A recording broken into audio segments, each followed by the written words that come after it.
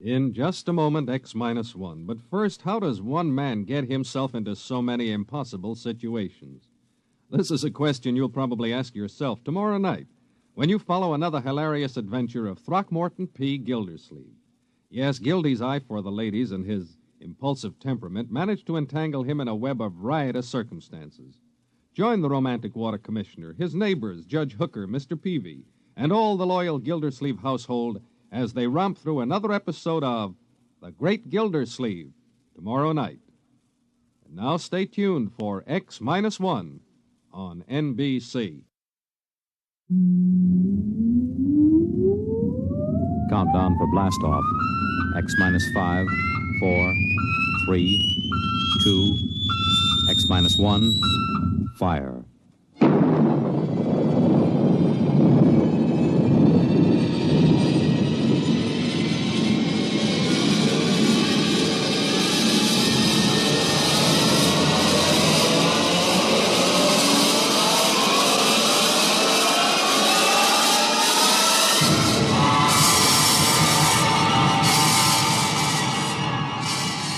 From the far horizons of the unknown come transcribed tales of new dimensions in time and space.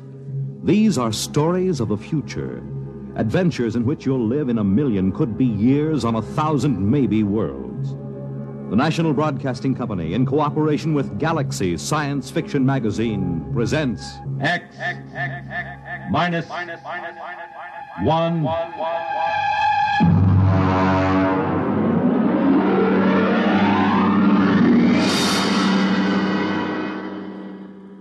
Tonight's story, The Cave of Night, by James E. Gunn.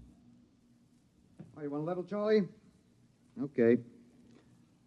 Though yet of Hamlet, our dear brothers, death the memory be... Anyway, how's it, okay? Okay. Check recording, will you? I may go over a half hour. Make sure they got another reel of tape ready, okay? All right, Look, Bill, I've just put the segments of tape together for the next week's show. I'm going to record my narrations, and we'll listen to it together tomorrow.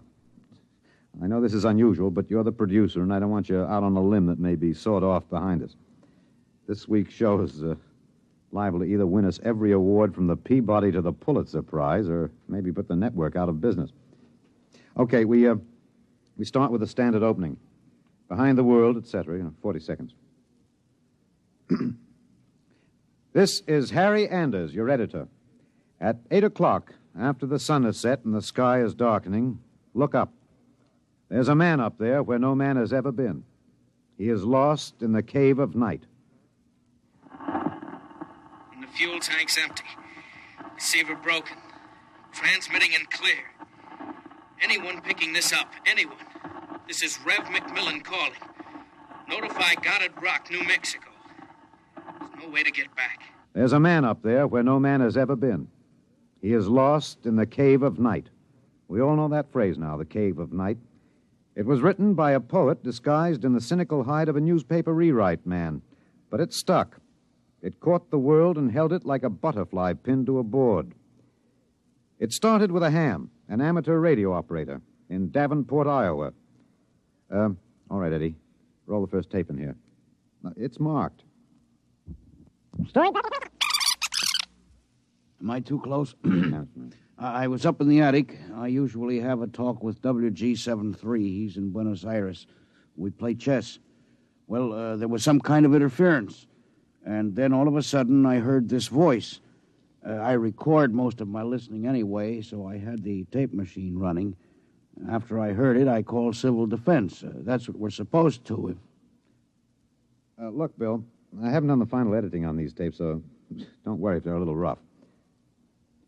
Down out of the night, flung from the darkness, came these words, the first of so many that electrified the world. Notify Goddard Rock, New Mexico. There's no way to get back. No way to get back. I'm stuck up here. No way to get down. What does it take to catch the pity of the world? A man wedged underground in Kentucky. A little girl in the bottom of a well. Somebody alive, waiting for rescue, with the days of his life numbered. Somebody somewhere waiting for us to get him out. The story broke in this morning's papers. Orbiting 1,000 miles above our heads was a man, an officer of the United States Air Force in a fuelless spaceship. We're recording at the desk of Mike Bayless, senior night editor of the Continental Press National Wire. Hey, you always get a reaction like this. I remember the Floyd Collins story in the 20s. Fellow trapped in that cave in Kentucky, remember? Oh, sure. And the whole country hanging on to see if he could get out. Then there was that little girl stuck in the well. Kathy Fisker's? Yeah. We pulled all those stories out and put them on the wire for background. But this hit bigger. We got the first lead from an Air Force handout in New Mexico. They just said an experimental rocket failed to return to base. But by that time, the cat was out of the bag. Ham operators picked up those messages from Boston to Fairbanks, Alaska. Mr. Bayless, you first used the phrase the cave of night, didn't you? Yeah, I guess so. I mean, you got to get a little purple on a thing like this. People eat it up. You can't spread it on too thick. Anyway, I was lost in a cave once when I was a kid in upstate New York. I waited around for a couple of hours in the dark until they came for me. It kind of reminded me of that. It reminded the world of terrors at night, of struggling awake through nightmares. The fears of loneliness, darkness, falling, suffocation, thirst. It reminded me of Rev McMillan. And perhaps I have an advantage over all the other reporters for newspapers and radio and television because I knew Rev McMillan. I knew him in college and in the Air Force. I knew that he was testing rocket-powered craft at Goddard, but I didn't know they were so close to space.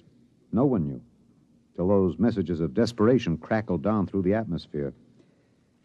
I remembered Rev when I saw those headlines that morning.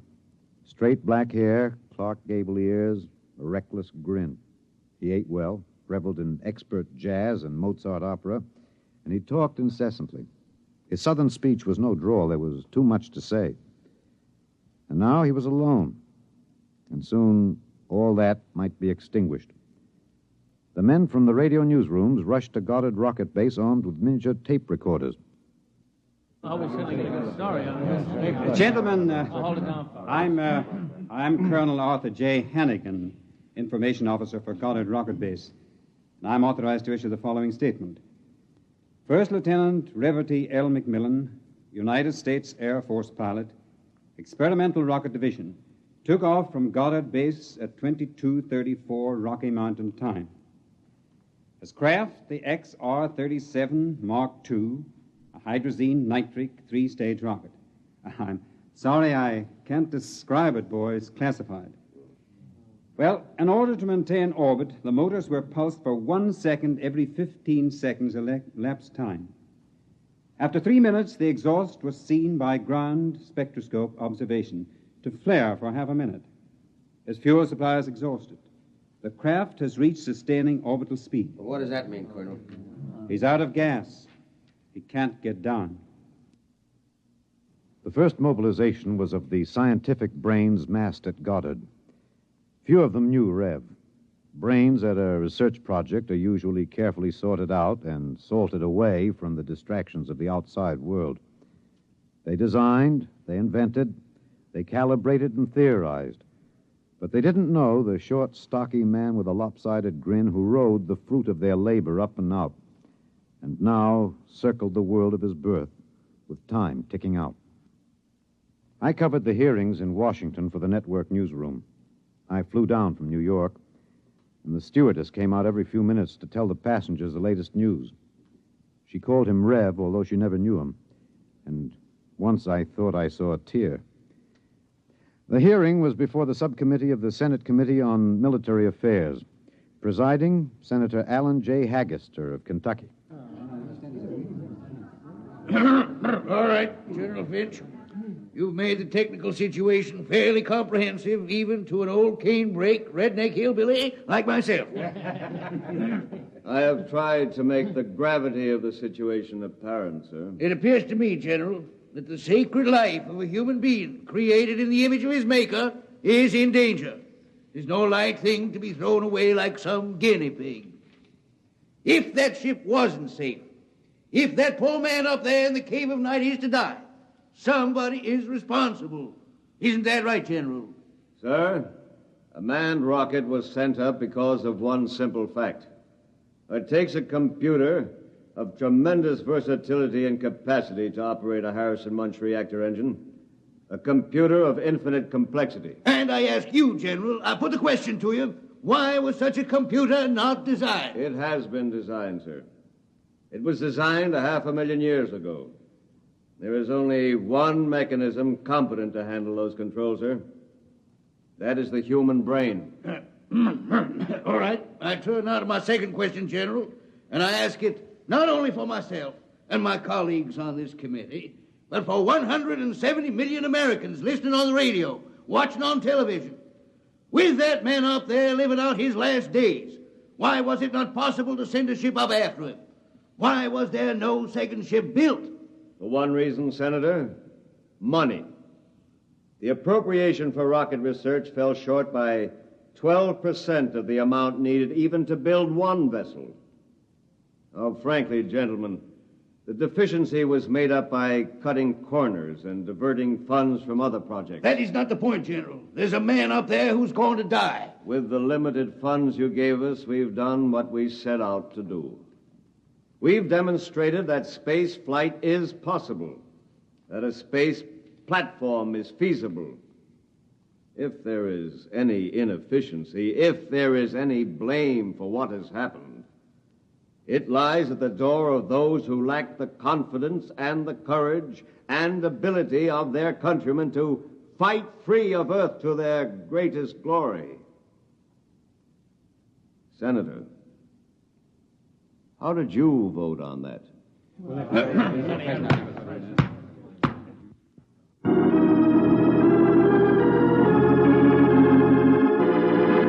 This is Harry Anders in the gallery of the Washington National Cathedral. This is a special prayer service called by the Dean of the Cathedral for the safety of Lieutenant McMillan and for the success of the recently announced rescue plan. The church is filled. There's a sprinkling of high Navy, Army, and Air Force uniforms. I see General Finch in the second row, next to the Secretary of the Air Force and the newly appointed Undersecretary of Defense, Mr. Winokur. Prominently displayed in the center aisle, below the ornate railing separating the pews from the altar, is the small model of McMillan's ship. One by one now, the congregation is filing past, dropping checks, bills. I saw one child drop in 12 pennies, one by one. All contributions are to be used to defray the cost of the rescue effort. The congregation is now kneeling to pray. A moment of silent prayer will follow for the safety and rescue of Lieutenant McMillan. $1 billion was raised in 1 week from voluntary contributions. Another $1.5 billion was appropriated unanimously by Congress. The race began. Would the rescue party reach the ship in time? Of course, we didn't know then. And daily we listened to the voice of the man we hoped to buy back from death. Now, look, Bill, on these McMillan broadcast tapes, don't let some ignorant engineering vice president holler because it's not broadcast quality. Believe me, I knew McMillan. There's more of that wild Texan in these tapes than in any hi-fi super-frequency response studio recordings. Just listen. You'll see what I mean. I've been staring out the portholes. I never tire of it. Through the window at the right, I see a black velvet curtain with a strong light behind it. There are pinpoint holes in the curtain, and the light shines through, not winking the way stars do, but steady. There's no air up here. That's the reason. My oxygen is holding out better than I expected. By my figures, it should last 27 days more. I shouldn't use so much of it talking all the time, but it's hard to stop.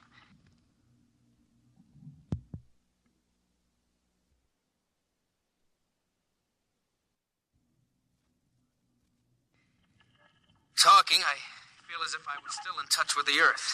Still one of you. Even though I am way up here. Too bad the receiver is broken, but if it had to be one or the other, I'm glad it was the transmitter that came through all right. There's only one of me. There are billions of you to talk to.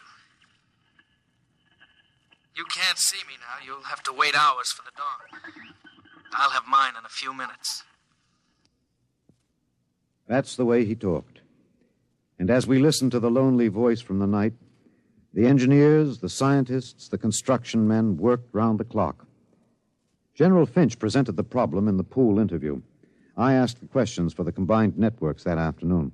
Most of you heard the complete broadcast live as he briefed the world with the clipped, laconic delivery of a soldier. There are two basic problems. We've recovered the first and second stages of the rocket. We've only to construct the third stage. The second problem is more difficult. The pilot. Lieutenant McMillan was the only man physically and psychologically qualified. We discovered that in our first program. His training and orientation took 18 months. We have now to duplicate this in 27 days. You think it's possible, General? I don't know. That's all, Mr. Anders. Stevenson, get me some coffee, will you? Black and some kind of sandwich, no butter, no mayonnaise. And then the voice from the cave asked a question and expected no answer. Do you hear me down there? Sometimes I wonder.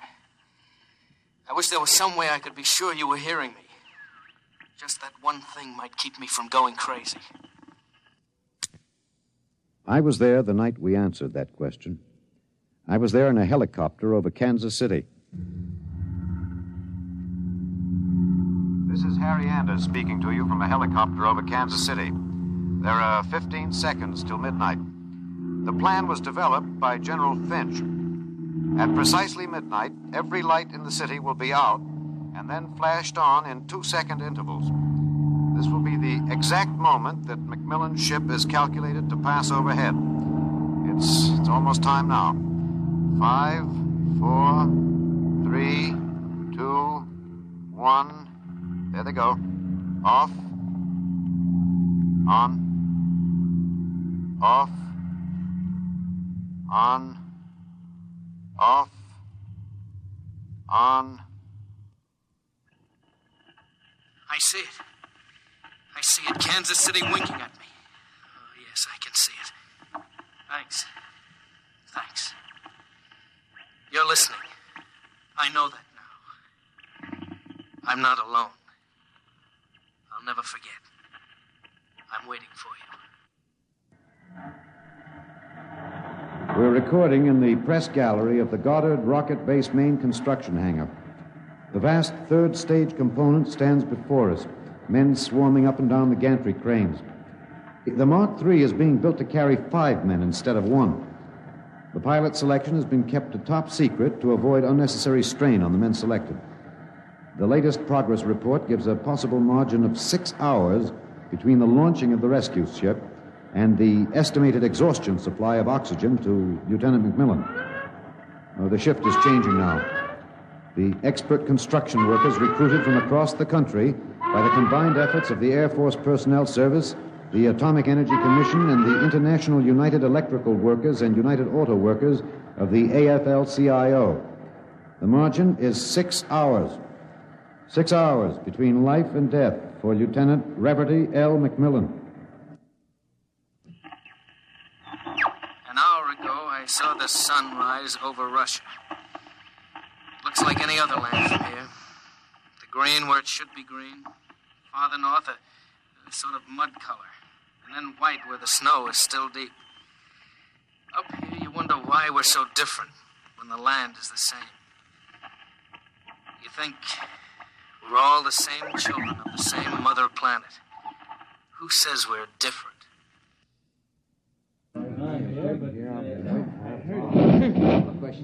Can you hear me in the back? You're standing a little close.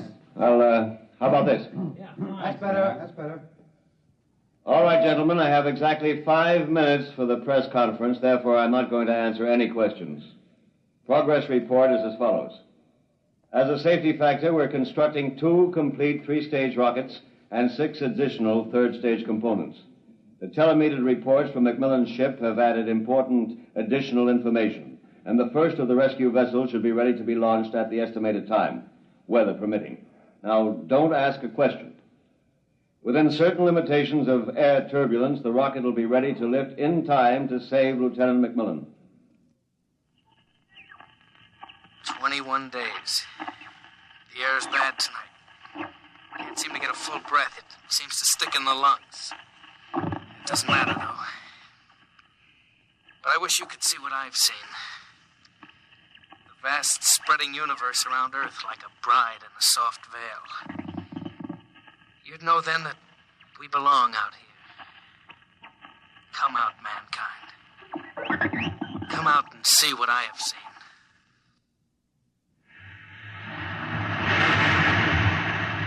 This is Harry Anders at Goddard Rocket Base. The Harrison Munch reactor engine for the first third-stage rescue is being tested here at Goddard. You can hear the roaring of the gases in the test chamber behind me. The work has been stepped up as a new calculation based on the increased temperature reading from Macmillan's ship indicates that the exhaustion time will be some 6 hours earlier than originally estimated.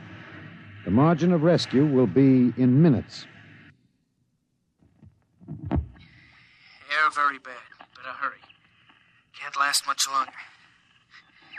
Silly, of course you'll hurry. But I don't want anyone feeling sorry for me. I've seen the stars clearly. But more than this, I've seen the Earth. There where I have lived and loved. I have known it better than any man. And loved it better. And known its children better. Goodbye.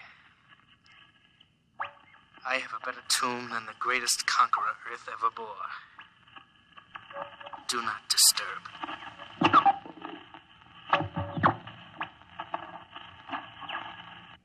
Countdown for blast off. 5, 4, 3, 2, 1.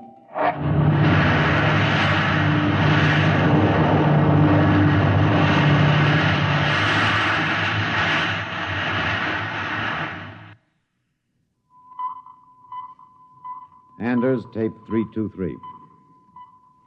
We're in the press operation room of Goddard Field. The rescue rocket has been aloft 53 minutes plus. Its calculated time of arrival is 54 minutes. You will hear the voice of General Beauregard Finch on a direct pickup from the rescue vessel, which has been named unofficially the Lifesaver. Silent crowds have collected at the outer perimeter of the rocket base, as if by their presence they might help it. Here it comes. Quiet. The next voice you hear will be General Finch aloft in the rescue ship. The voice quality may not be good. He's speaking over a throat mic in his pressure suit. Mark 3 to base. This is Finch. We'll secure that cable. We have just secured to the airlock of Macmillan's ship. I'm now entering the lock. The inner door is closed. I have closed the outer door. The inner door is cycling. Now it is open. Bring in those oxy bottles, will you? The bulkhead to the control room is open.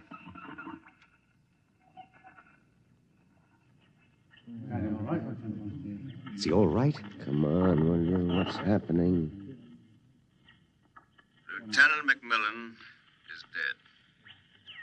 He died heroically, waiting till all hope was gone. Until every oxygen gauge stood at 0. And then, well, the airlock was open when we arrived. In accordance with his own wish, his body will be left here in its eternal orbit. I'm going to leave now. My feet will be the last to touch this deck. Lieutenant Macmillan is in his control chair, staring out towards the stars. I'll leave the airlock doors open behind me.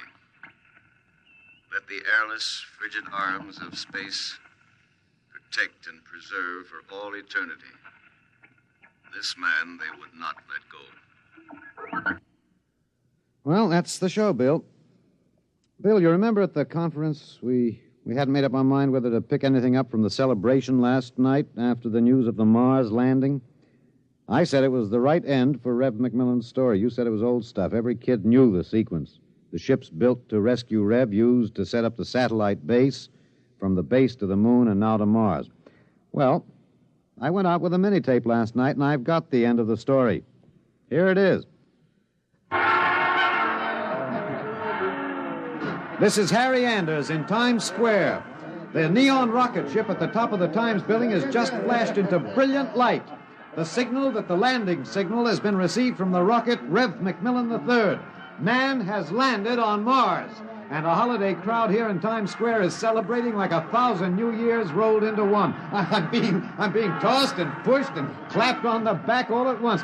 Let's see what the man on the street thinks about man on Mars. You, sir. I'm broadcasting. No. How do you feel about it, sir? How do you feel tonight about man's conquest of space, of the planet? Leave me alone. I'm in a hurry. Just a few words to the... Look, you get your hands off me. Let go of me. I'm not in for... Wait a minute, sir. Wait. Rev! Rev, come back here. Rev! You think I could listen to that voice over and over in a tape editing room and not know every vowel, every consonant? I'm telling you, Bill, I saw him. Rev McMillan. The black hair was gray and those Clark Gable ears were pinned back, but that's a simple operation. I played that piece of tape over and over. It was Rev, I know it. He isn't up there. He's alive. We've got it, Bill. We've got it on our show. We'll break it. Rev McMillan is alive.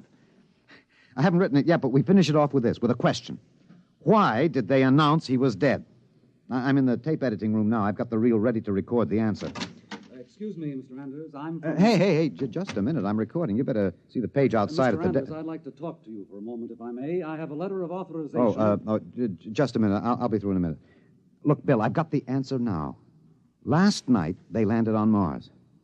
But that first ship, the one that circles up there now, there isn't anybody on it. There never was, except a 30 days recording and a transmitter. That's all. He was never up there. They didn't have the money for a manned rocket. They wanted a crash program all out, so they sent a decoy up. And we all broke our hearts to rescue the man who wasn't there. Oh, he must be laughing, General Finch and the rest of them, the ones that knew. I guess they had a problem. What to do with Rev? I wonder if he slipped away from whatever guards they have around him to see the celebration. He looked a little sad. I think sometimes he must wish he was really up there in the cave of night, seated in the icy control room, 1,075 miles above the Earth, staring out at the stars. Mr. Anders, I must insist... What? That... Bill. Looks as if I won't have to worry about editing this tape. My friends are from Washington. I'd like to call your attention to the last paragraph. What? Oh, no. It's very simple. You won't have to burn it. It's easy to destroy recording tape. I throw this switch. When the tape goes through the erasing head, it's gone forever.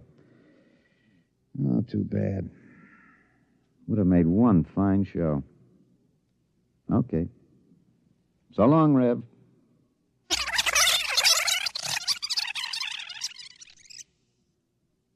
You have just heard X-1, presented by the National Broadcasting Company in cooperation with Galaxy Science Fiction Magazine, which this month features an exciting serial, Slave Ship, by Frederick Pohl.